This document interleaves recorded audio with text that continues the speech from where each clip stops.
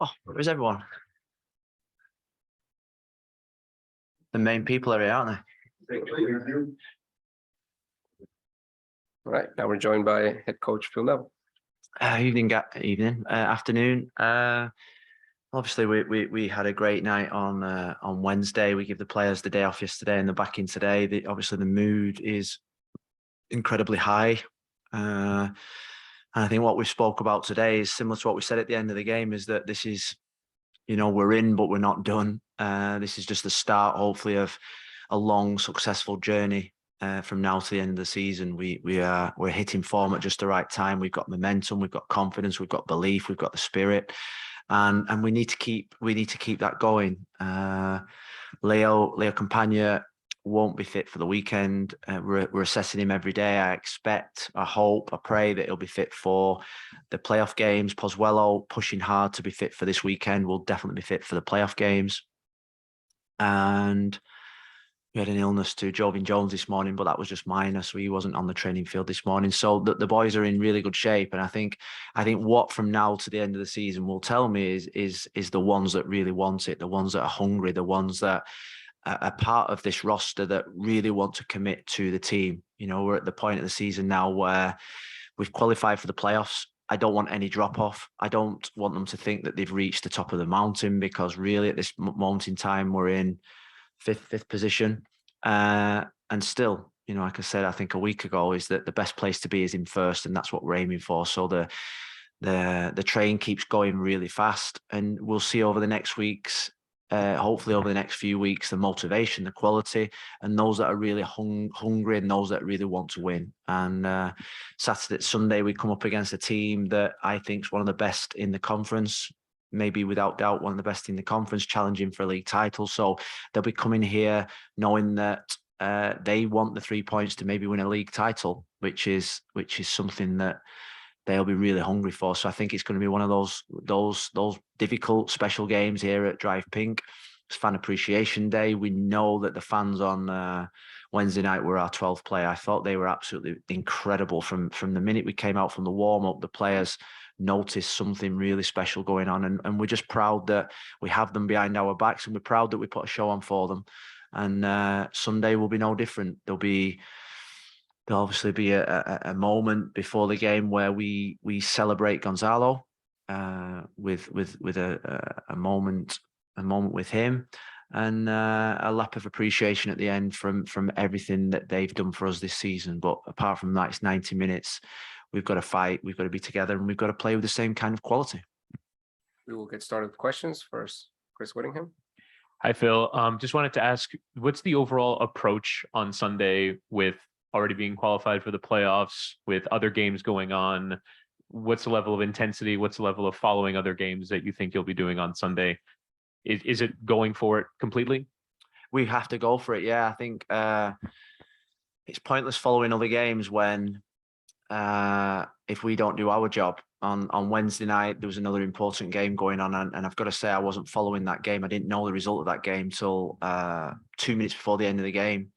So that was a welcome boost. But unless we do our job, it doesn't matter what anyone else is doing. We're putting a lot of pressure on a lot of teams, and I do feel as if the higher up the league you finish, the better it'll be for us. And the challenge is we want a home playoff, and that is an incredible incentive for us to go out there on Sunday. Over the next 2 days, today and tomorrow, I'm going to look at the players that still show me the same hunger than what they've shown for the rest of the season. If anyone comes in and thinks they've got the party hat on, they will not be playing. And there's two ways of looking at it. You put the same team out again, or you insert two, three, four players into that team that are equally as hungry, that's going to give us that freshness at the end of a real tough 3-game week. So we've got players like Ryan Saylor, Victor Yajoa, Gregory's back, Pozuelo's back, hopefully, Emerson. They're all chomping. They're all chomping at the bit. Breck Shea came on. So we've got freshness. We've got people that can go on in there. And my job over the next 24 hours is to pick the best team on Sunday to win the game. That might be freshness. That might be the hungry players. Or that might be players that think they've arrived that are not going to be in the starting lineup. Because, yes, we celebrated on Wednesday night, and rightly so. But like I say, this is the start of the journey. And if anyone thinks that it's the end, then they've got no place at this football club. We'll go to Thomas, then Steve, then Austin. Phil, again, congratulations first and foremost. Talk to us a little bit about when you guys made that change to a 4-4-2, which initially was talked about maybe 3 in the back, but the players felt more comfortable with 4. And in particular, how well that midfield diamond has functioned, obviously with Pasquale and Gregory. But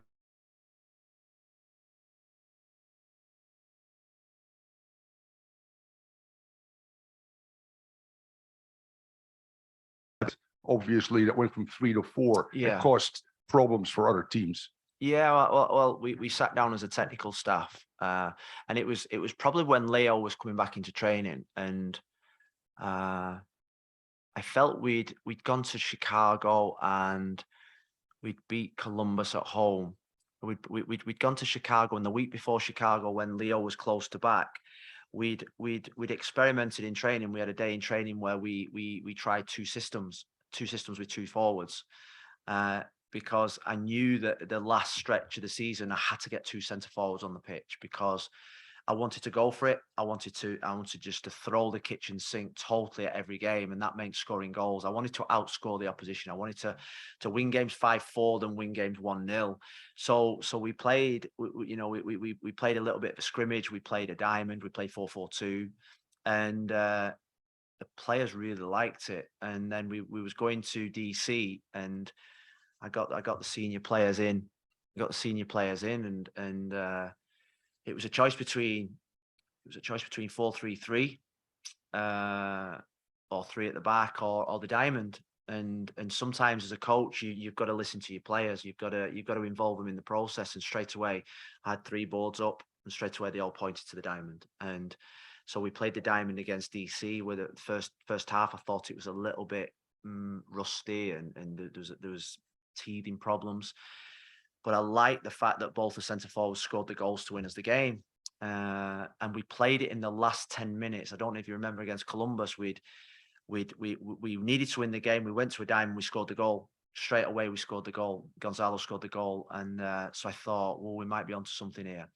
And the players have just took it in their hands just to learn a new system in a short space of time.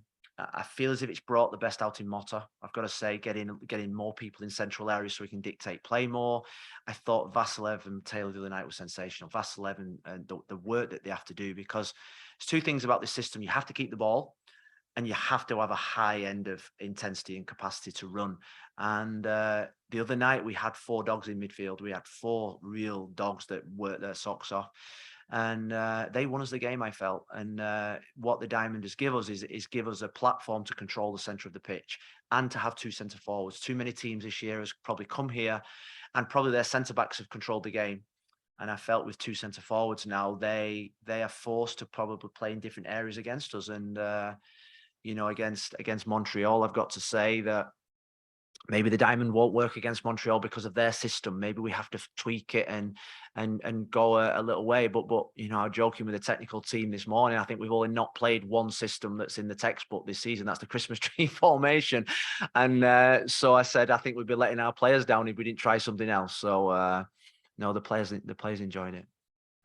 One follow-up on that. Yeah. You touched on it, obviously, the flexibility of this team now to see games out. You went to a 4-5-1. Yeah, 4-5-1.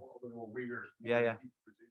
You played the 3-5-2 to win a game, also control it to make it a 5 as well. So how confident feel you that you can switch this formation and players are still confident, can still produce, either winning a game or protecting the lead and say, if it's 2-0 or 1 against them, you get the 3 points. Yeah, well, it's something I really learned when I was international manager, and you go to tournaments, and I felt as if 6 weeks ago we went into tournament mode. And when you go into tournament mode, you've got to be adaptable, you've got to be flexible. And so what we did was, about 6 weeks ago, we started training scenarios 1-0 up, 1-0 down, chasing a game, defending a game, seeing out a game. throwing the kitchen sink at things, and really what that has prepared us for, and we've been coaching that and training those scenarios every single week, is that at any given moment, if we're chasing the game, the players know what to do. If we're defending the game, they know what to do. So I think you saw the other night that we went low, we went 4-5-1, we tried to control the game without the ball. And then I suppose at the start of every game, we go into throw the kitchen sink mode, which is go for it mode. And we've been training those scenarios, and I found that my experience in tournaments are you can get to the quarterfinals, semifinals of major tournaments, and there becomes a time when you have to you're 1-0 down, you either stay in the game or you're going home on the plane. So you've just got to throw everything at it. And for that, you need to coach that, and you got to have the right players. And what we've been doing in particular is that the team that starts the game is not the team that finishes. So we've really been training these scenarios with the game changers that we bring on, the substitutes that we come on. So our substitutes like Victor Joe he came on the other night, he knows his role, he knows his task, but he also knows what everybody else has to do as well. So they're so experienced at what we have to do now. And that's through the hard work that they're putting out on the training ground. And, you know, Breck Shea coming on and knowing, I don't know if you saw in that second bit of the game, Torres, who I think is a fantastic player, kept picking up the ball behind Bryce, and Bryce was tired. Breck Shea just comes inside because you cover each other, and that's just through knowing their jobs, and that's why I think you see us making a lot of substitutions at a certain amount of time, but changing formations and scenarios. So that's something really good, and that I learned that being an international manager. We touched on this before about your situation as well. You're out of contract at the end of the season, but from your perspective, you're doing everything you can. Yeah, well, I don't see it as a problem. I trust the people I work for, and in a way, you go back to probably when we played, and you got rewarded for good performances. You got your bonus when you won a game. When I was playing, and sometimes you got appearance money for giving everything you possibly could to get onto that field. So you had to really earn what you got given. And I think we have a staff and a group of players that are heading in the same direction. We have ownership that's got an incredible ambition to do well. Like I say, we're in 5th position at this moment in time, but I think for the ownership that I'm working for, I don't think they're happy with that in terms of sort of like they want to finish first. But I think they also know, from the conversations that we have, is that this is a big step in the right direction to where they want to be as a football club. So yeah, I think it keeps you hungry. I think in the modern era, that there's a lot of this, the young brigade, like, that they have a couple of good games, they want a new contract, they score a couple of goals, they want a boot deal. I think there's that thirst for having things before you've actually earned it. I've always thought in life, if you earn something, it always feels a lot better. When I was young, I to get a new cricket bat, I had to score 100. And score 100 when you was 13, 14, it took a lot of effort. It took a lot of practice. It took a lot of sacrifice. And that's the way I was brought up. And it feels like I'm back in that situation, but it's pardon? Yeah. Every other week. But no, I think everyone knows what we're doing, the job that we're doing. And I trust the people that I work for, that they reward us for good performances. And at the moment, we're getting good performances. Awesome. I guess I just want to touch a little bit more on Tom's question and your thoughts on John Malta this year, because started off the year he was more of an 8, and then I think it was a game against Atlanta where Gregory was suspended. You put him in that 6 role. When you brought him over and you and Henderson made that decision, is this what you expected from him, or have you adapted a little bit to what you can do and playing back the goals and getting tempo with multiple players around him? The diamond in midfield, it was Gregory and Duke. Now it's Vasily and Taylor, and he's excelled. He's been our best player in the last 2 games, yeah. And I think with Motta, people talk to me about Motta, and I think he's the glue that holds the team together in terms of the way that we play, the style of football that we play. You have Gregory and Gonzalo and Leo and them that people see with their naked eye. But Motta is almost like the one that knits everything together. You only think like Pozuelo passes to Gonzalo, but who passes the ball to Pozuelo to get it to Gonzalo? And Motta is the one. If you speak to the end of the back line, they absolutely adore Motta. Why? Because he's always there. He always takes the ball. You think when the ball comes into him and he puts the sole of his foot on the ball, the whole stadium just calms down. The whole team just calms down. And I felt last season that we were missing a 6. And when he did come, I had visions of him playing 8 or off the right or left in forward positions, even in the 10 position with Gonzalo. But I feel and I felt that with the way that the MLS goes, particularly at the start, you probably at times miss out a part of the connection from back to front. And we needed somebody to connect every part of the pitch. And Motta is that person. And I feel there's another 5 goals in him, that's for sure, from set plays and from shots outside the box. We've seen that this season. And he has scored a couple of good goals. There's more goals in him, but his value to the team and is irreplaceable, I've got to say. And him and Gregory have got a brotherhood in midfield that's it's difficult not to leave them both out in terms of the spirit that they bring to that midfield. And his quality on the ball is fantastic. His range of pass is really good. And we're really, really pleased with him. Can I ask if Malta is one of the reasons why you're most comfortable with this diamond? Because in the beginning of the year, it was a lot about wing depth and the depth of the wingers and everything. Now you've made the switch. Is he a core reason for that? Well, I think he was the reason, probably. I said he was the reason. He was the reason we went to a 4-3-3, because we had a 6 that could possess the ball, that could turn on the ball, that could play in tight areas. That's really important for a 6. And then he had a range of pass to probably find the passes over the top 4, Lassiter and Taylor and Emerson and Vasilev. So that was important. And then I suppose the diamond, what's happened in the diamond is, because of his composure, he's allowed the 8s and the 10s to stay high. He's allowed the centre forwards to stay high because they trust him on the ball.